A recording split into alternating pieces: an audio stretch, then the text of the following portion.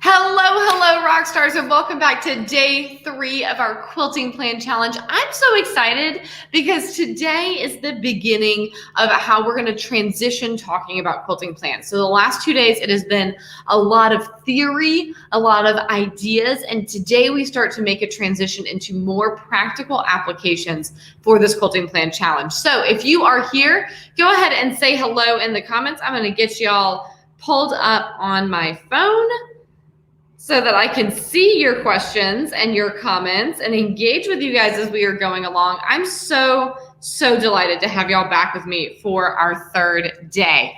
All right, let's see. I also need to get my screen sharing. Hey, Monica. So glad that you are here. All right.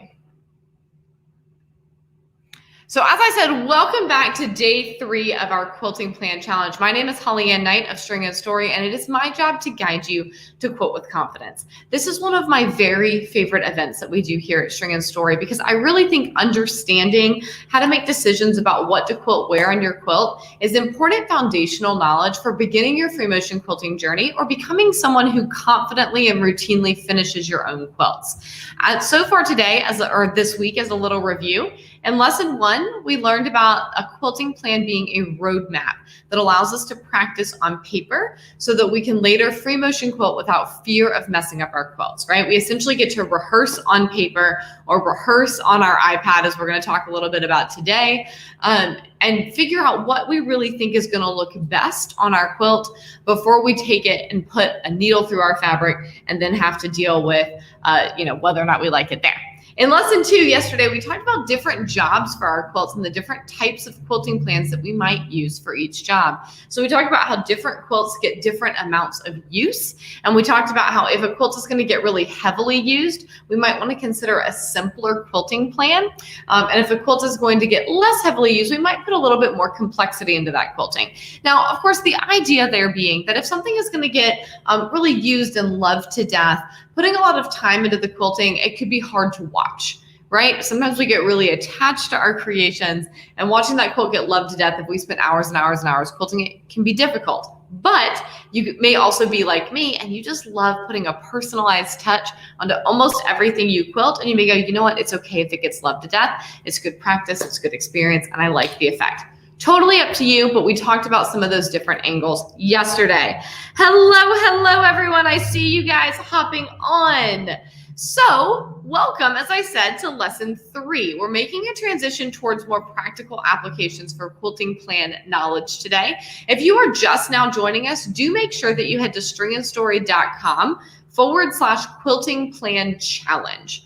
All right, that's where you can download the free workbook that we're using as we go through this week. And inside this workbook, each day, we've got a couple little fill-in-the-blank type things that allow this workbook to become an ongoing reference beyond just this week. There will be replays of these videos available until September 15th, but after that, you'll continue to have your workbook with everything that we've covered this week, all right? So today's topic of discussion, how to draw a quilting plan, right? I've told you that it's a way to rehearse on paper, but how do we look at a quilt and then look at some motifs and then go, I still don't know what the heck to put where, right? We're going to solve that today. So remember, a quilting plan allows us to practice our motifs before we start to quilt. And there are 3 noteworthy ways that we can practice and create this plan. So method 1 is to draw it out. This is the one, honestly, that I reach for super often. This is old school, and it's often my favorite go-to method. It feels very artsy, very relaxing. What's nice about this method is you don't necessarily have to have a picture of your quilt top. So often, if you get a digital quilt pattern or even just having a phone and a printer, you could take a picture of your quilt top or print the cover photo from your quilt pattern, right, and draw on that. But if that's not an option, you can always just grab some graph paper and sketch out your quilt and then create your quilting plan on top. Something that I like about this old school method is if you're new to making quilting plans, taking the time to actually draw out your quilt or draw out the blocks from your quilt really helps you get your head around the construction of the quilt. And something about that meditative practice, especially if you do that with a picture of some free motion quilting motifs nearby, you may start to see, ooh, this motif might look good in this spot. This motif might look good in this spot. And some inspiration can come in that drawing process. All right. Method 2, you could use an app like Procreate. So this is a shot of my iPad with the Procreate app open. I am making the quilting plan for this elephant. You might remember that I showed you the finished version of this elephant yesterday where I used this quilting plan. So this is a digital app. I think it's like 10 bucks in the Amazon store. You have to buy it via your iPad in order to get the right version. And I recommend having an Apple Pencil for the precision if you want to draw digitally. But what I like about this is it is portable, it's paper free. I can take this on the go and always have my quilting plans with me. Also because you can create different layers in Procreate, it's easy to try out different ideas. So if I'm working on making the quilting plans for the Aurifil Color Builders program, I can draw 3, 4, 5 different options of motifs for the elephant, and then 3, 4, 5 different options of motifs for the background, and then I can mix and match them digitally, which is pretty cool, right? But let me put a big caveat on here. Please do not go out and buy an iPad to be able to make quilting plans. All right. One of the things that's very important to me, and you're going to continue hearing about this over the next couple of days, is making free motion quilting accessible. If you do not already own an iPad and an Apple Pencil, don't go buy one for this. All right. This is just for folks who happen to already have these tools. If you don't yet have these tools, I want you to use method 1 or method 3. Okay. Method 3, plexiglass tracing. This method allows you to plan your quilt to scale, but you're going to have to be very careful not to mark on your quilt. So this is taking a piece of plexiglass. I do recommend putting some duct tape around the edges so you can see where the edges are, or a clear plastic shower curtain, actually laying that directly over your quilt top to draw out your quilting plan. All right. Now, the good news about this, as I mentioned, is that you can actually plan things to scale and really get an idea of like, how does this look right on my quilt? All right. The disadvantage of this is if you don't like that idea or you want to try out another idea, you have to erase it, draw something new, and you run the risk of kind of forgetting, well, what did I try that last time? I think I might have liked it better. It's harder to do a side-by-side comparison, right? The first 2 methods that we talked about, you can really do a lot of side-by-side comparison with different quilting plans and mix and match them, right? Okay, well, I drew out, like for example, on this one, if I had drawn out pebbles here in this red section instead of these swoopy things, but then drawn, this part the same, I could have been like, all right, well, I like this piece. I like that piece, mixing and matching. I don't like the pebbles. I want to do this instead. Let me draw a new kind of conglomeration of quilting plans on paper, right? If we're working on plexiglass or a shower curtain, you're going to have to erase everything and start over in order to try out a new idea. All right, let's see. Let me peek at okay. We're going to get to those in a second. So far, these 3 methods, do you guys have any questions about the 3 primary methods for drawing your quilting plan? I'm trying to be proactive about making sure I stop for questions a little bit sooner. Rhonda, that's a great question. App suggestions for those with an Android tablet. I do not know let me do a quick Google search and see if I can find out if Procreate is on Android. I love Google. Amazing. All right, this is a Google search, so I cannot personally vouch for any of these, but a quick Google search came up with the 4 best Procreate alternatives for Android. They are Adobe Photoshop Sketch, Autodesk Sketchbook,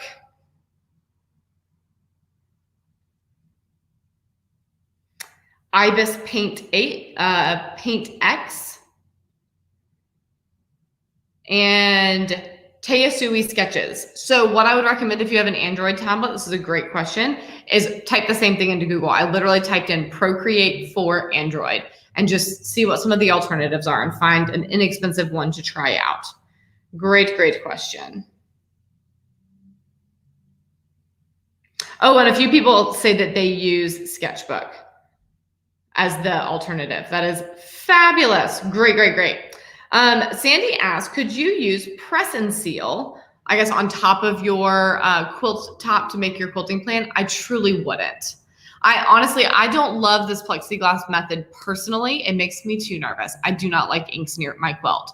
But especially with press and seal, I feel like there are too many ways that could go wrong, that it could somehow manage to bleed or tear or something.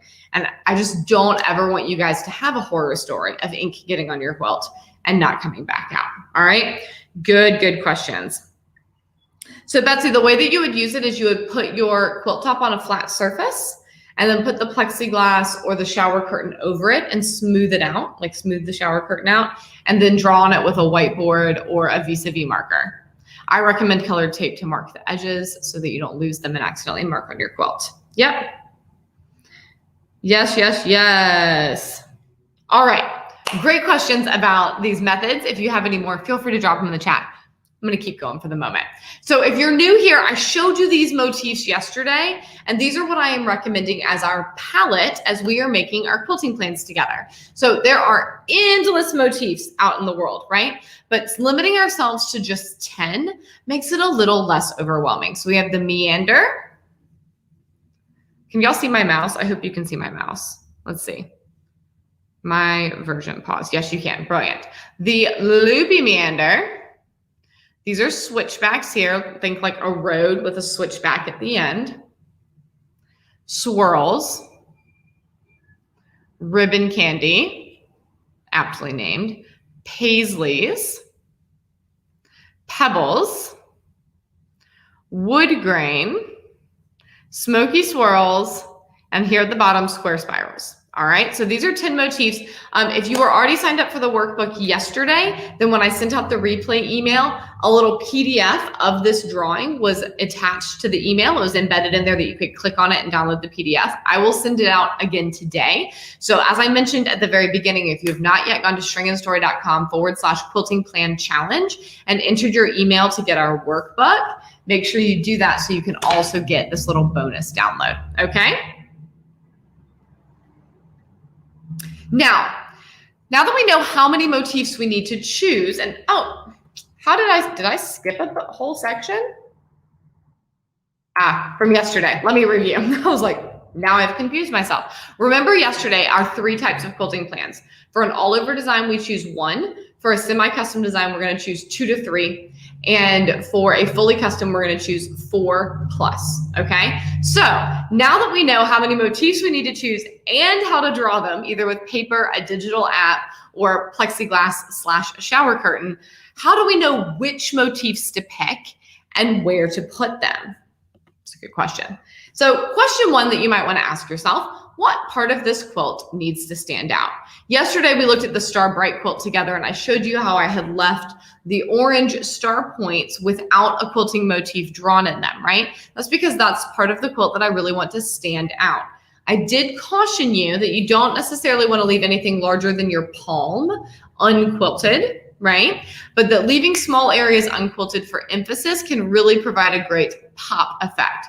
Notice how I did that here. I've got these pieced leaves in the corner that I left unquilted so they would stand out. And also these leaves kind of in this cross of this 9 patch, all right? Everything around those is quilted, but by leaving those unquilted, they truly visually are closer to the person looking at the quilt, and thus they stand out, all right? So anytime I'm drawing a quilting plan, I love to start with what part of this quilt needs to stand out. What part do I want to consider either leaving totally unquilted or doing a very minimal amount of quilting on?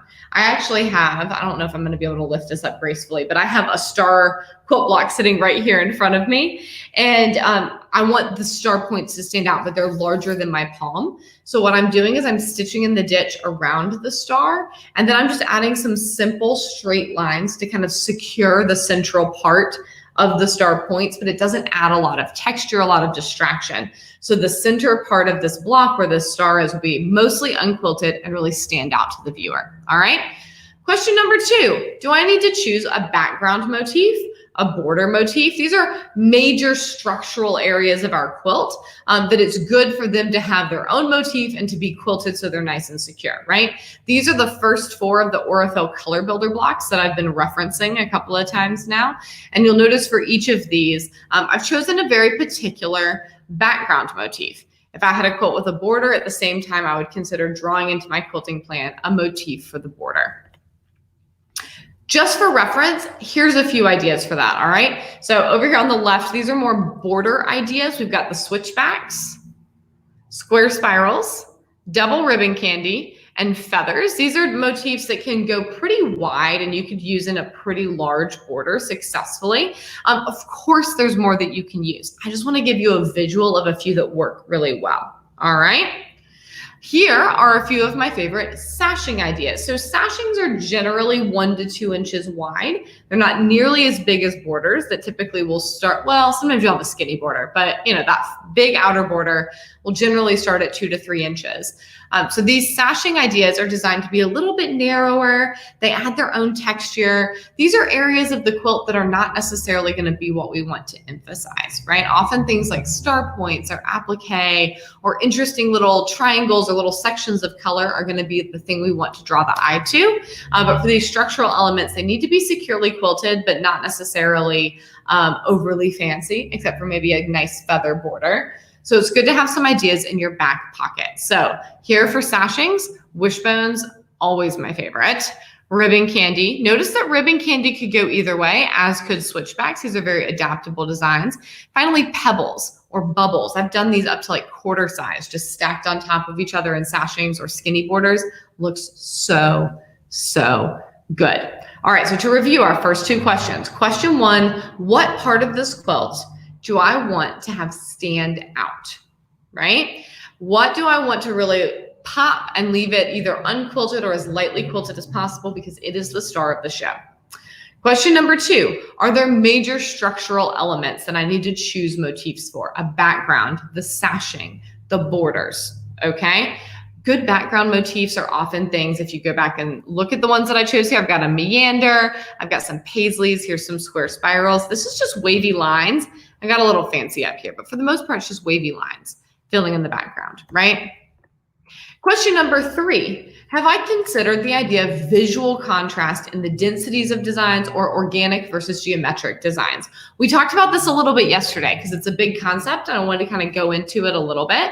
But in addition to just generally picking motifs for different sections of our quilt, it's nice to think about how do these motifs interact with each other, all right? So notice here we've got a variation of density. So areas like these switchbacks or these feathers are pretty densely quilted. Then these little continuous curved squares are more moderately quilted. And then we have some small areas that are unquilted altogether. These piano keys have stitching in between them just to secure them. But these little guys right here, totally unquilted, right? Little small areas, because what I wanted to stand out on this quilt was all of the pinks and purples and greens and blues. All right, the white was the background and I decided to really add a lot of different stuff in the background here, all right? This is Bonnie Hunter's quilt. I'm gonna forget the name of the pattern, but it is Bonnie Hunter quilt pattern and I was quilting it for a client. Notice as well that we have some organic versus geometric contrast, all right? So back here you can see I did some little telephone loops, little loopy meanders. We've got some feathers, so some nice curvy, more organic designs. And then we have some designs that feel a little bit more geometric, like the switchbacks, even like the stitch in the ditch, right? That we're not adding any kind of extra flourish. And those 2 things up against each other create a nice contrast, just like having a nice heavily quilted background and a almost entirely unquilted foreground create nice contrast as well. All right, so let's take a little peek at this on the Star Bright quilt. But before I do that, I'm gonna pop into the chat and see what questions we have.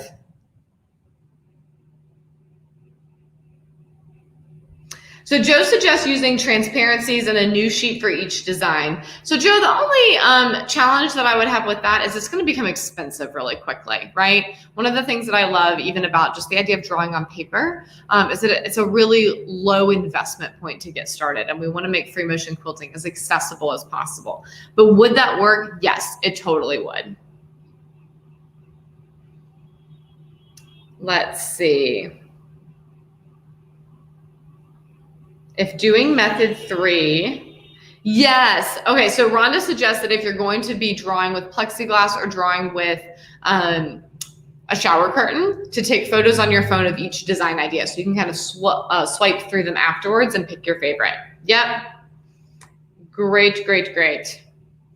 I don't know if Procreate works on a computer because you're really going to want like a digital pencil to draw with.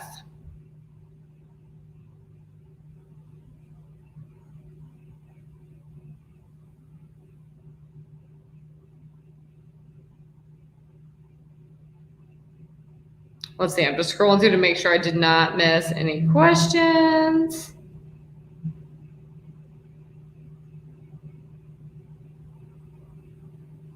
Linda, I will check and see if I have a copy of the border and sashing ideas. But yeah, here, I'll go back though if you guys want to take a picture or a screenshot.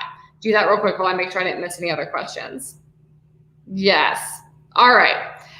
Dun, da, da, da, dun, dun, dun, dun, dun, dun, dun, dun. All right. So let's take a picture or a peek at this on the Star Bright quilt. This is what we were using as our example yesterday, and I want to go through it kind of step by step today. All right. So here's how I drew it.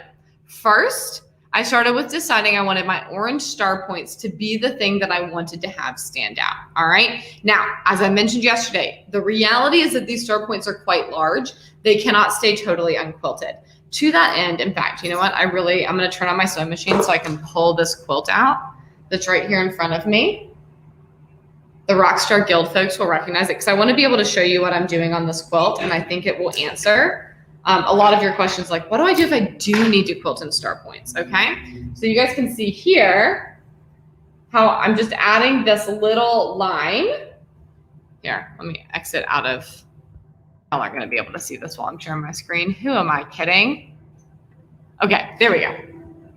See how I'm just doing these little like lines of stitching to kind of secure that right down, okay?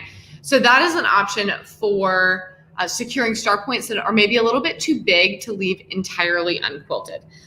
These I might be able to get away with stitching in the ditch, but I just don't like to risk it, you know? Don't like to risk it. All right, let's jump back into this properly. So I would probably do something very similar in reality for these star points, have some sort of little echo stitching or accent stitching just to actually secure them down. But that's what I want to be highlighted. That's what I want to be the least quilted. All right. The next thing I did is I went, okay, do I have backgrounds, borders, sashings, major structural elements like that?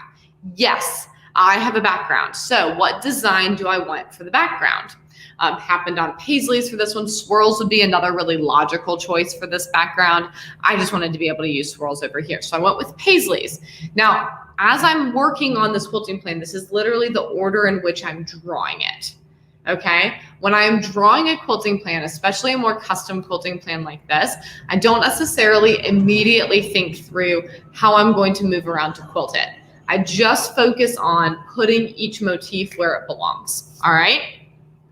So next up, decided on that background Paisley. Then I went, okay, if the orange star points are the star of my show, that means that these little diamonds need to be quilted somehow, right? I need to do something in there. And I picked a couple of motifs, a little swirl, little continuous curve. What's nice about both of these motifs, incidentally, is that it's very easy to bump up against one corner, jump into this little diamond with that motif, and then keep going with my Paisleys, right? I don't necessarily have to do anything fancy or special. It could have looked very cool to have a little feather rosette in some of these squares or diamonds, but that would require being in the center of the block. It's possible to do without breaking thread, but it's not quite as tidy. So I decided that this would be an easier way to move around my quilt. Number 4, I added the square spiral texture inside of the stars, right? I finished drawing my background, finished drawing those little accent diamonds, and went, okay, what's left? The center of these stars is kind of big to be left unquilted. Let's add some nice geometric contrast by putting a square spiral inside of the center of those stars. All right. Now, please remember, I've done literally hundreds and hundreds and hundreds of quilting plans. It's like a weird hobby. Okay. So I look at something like this and we'll pretty immediately start to have ideas. Not necessarily the ideas that I ultimately want to quilt, but at least ideas that are worth drawing out and giving it a shot, right?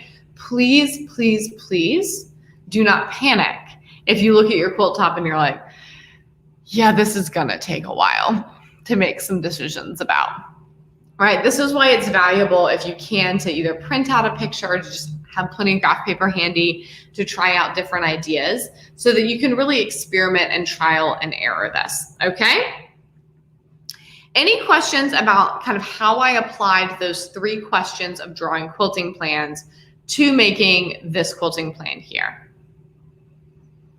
Also, please keep in mind that if you are making the Star Bright quilt or you have a similar quilt that you're wanting to work on, all of these motifs could be totally changed out, right? Like it would make total sense to put pebbles in the background or to put swirls in the background. You could put square spirals in the background.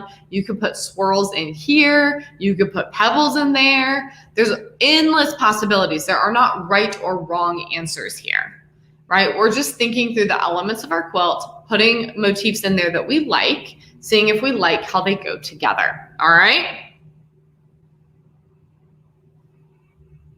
Let's see. Kathy says, does it matter if your stitches are even? So this is not directly related to the quilting plans, but it's a really important question, Kathy, because I think it's one that keeps a lot of us kind of frozen and scared to get started. Your stitches will never be perfectly even because you're a whole human and not a robot, right? We want to especially avoid our stitches being too big, what's sometimes called toe grabbers. In fact, I'll show you a stitch on here if I can find it. Can y'all see this? Here, we got to end the screen share again. Vulnerability moment. You ready? Nope, wrong thing. Can you guys see right here, this very big stitch right at the top? Boop, right there. So my presser foot got kind of caught on this really bulky seam and I've got kind of a big stitch right there. That's not ideal. I'm also not going to rip it out, just to be really honest about it. And part of that is just because this is it's just a little quilt block. It's not going to be something that is going to get a whole lot of wear and tear. But if it were a whole lot bigger, I probably would consider ripping it out, right? We don't want anything that our quilts can get snagged on. If we've got some stitches that are a little bit smaller, some stitches that are a little bit bigger, that's totally normal. It's also totally normal when you're learning to free motion quilt for the first time for your stitches to be a lot bigger or a lot smaller than you really want them to be. Those things even out with practice and are not something that should make you feel frozen with like fear or anxiety or like ineptitude, right? That's just a normal part of the learning process. Great question. All right, let me bring my screen back. Oh, I hit the wrong thing. That is really upsetting. Okay, really upsetting was maybe dramatic. Here we go. Good question, Kathy. Thank you for asking that. Karen says, I'm catching up. I've quilted for a while, but have indecision. I just can't seem to get started. Thanks for all you share, Holly, and I'm excited for a finish. Yes. Listen, that mean voice in our head, around here, we call that mean voice in our head our IMG, our inner mean grump. All right. And probably 50% or more of what may be keeping you from actually trying this free motion quilting thing is that mean voice in your head. Your stitches will be uneven. You'll never choose the right motifs. You're going to ruin all your quilts. You're going to be terrible at this. I mean, you can't even draw. Why are you going to try free motion quilting? Nah. That voice in your head is your IMG, and we are not here for it. Not here in this Quilting Rockstar community. It is normal to have a mean voice like that. You're being honest when you acknowledge that voice, but that voice does not get to run the show. Okay. You are a whole human who has learned to do lots of amazing things like write and talk and exist in the world and cook food and drive cars. The mean voice in your head is not going to tell you that you can't learn how to use your sewing machine a little bit differently than you currently use it. Okay. So yes, it's real. It's big. It's scary, right? That IMG is rooted in the lizard part of our brain. That's the deep part of your brain and your brainstem. And do you know what that part of your brain's job is? To keep you alive. And its job as part of keeping you alive is to be highly suspicious of all new things. All right. And then I come along and I'm like, you can learn this whole new thing. And that part of your brain is like, nope. Something new might mean death. We are now terrified, right? But here's the thing. Quilting is very meaningful and important to us. It is a beautiful craft. It is part of our community. It is something that we love and treasure dearly. And we put our blood, sweat, tears, love, prayers, all the things into our quilts. But at the end of the day, quilting is not a life or death situation. All right. And you can tell your IMG, thank you so much for trying to keep me safe. But if I am not super good at this right away, I will not die. I am safe. All right. And that's part of being a whole grown up and a whole human, is that we get to tell our brains, actually, I'm not in danger right now. I'm just trying something new.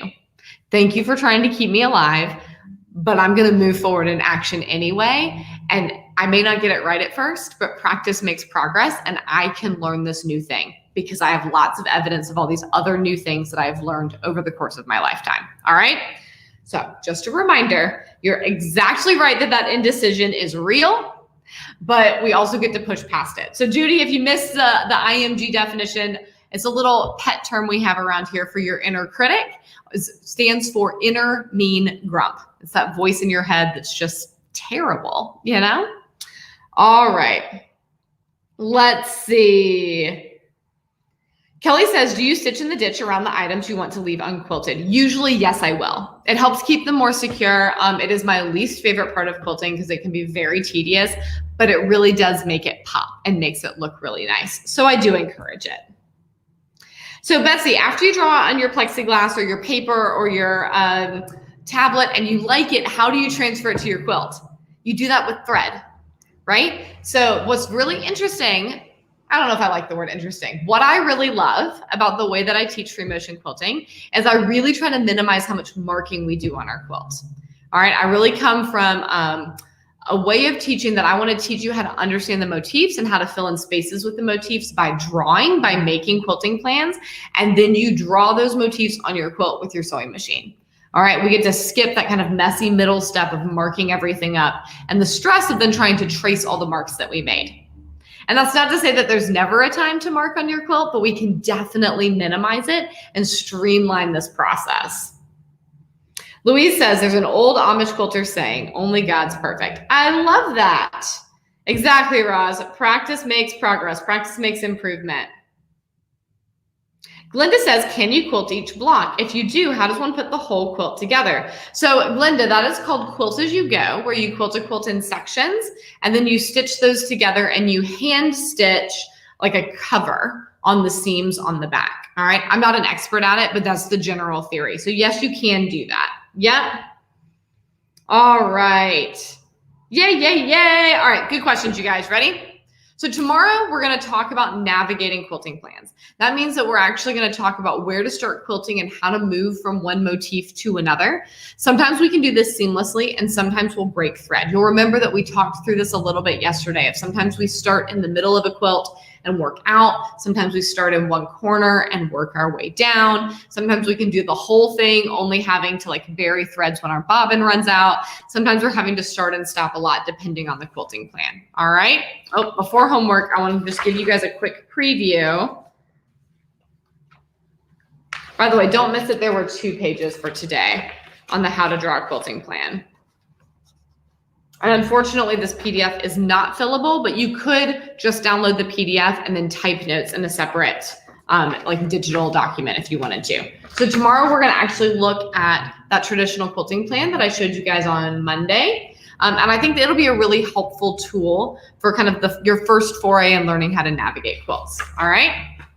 So my dears, your homework, your challenge, should you choose to accept it. So far, we have chosen our quilt top that we want to be making a quilting plan for. Yesterday, I encouraged you to decide what type of quilting plan did you want to make, right? Did you want to make an all-over design quilting plan? Did you want to make a semi-custom quilting plan? Did you want to make a fully custom quilting plan? Or, you know, one of each type would work as well.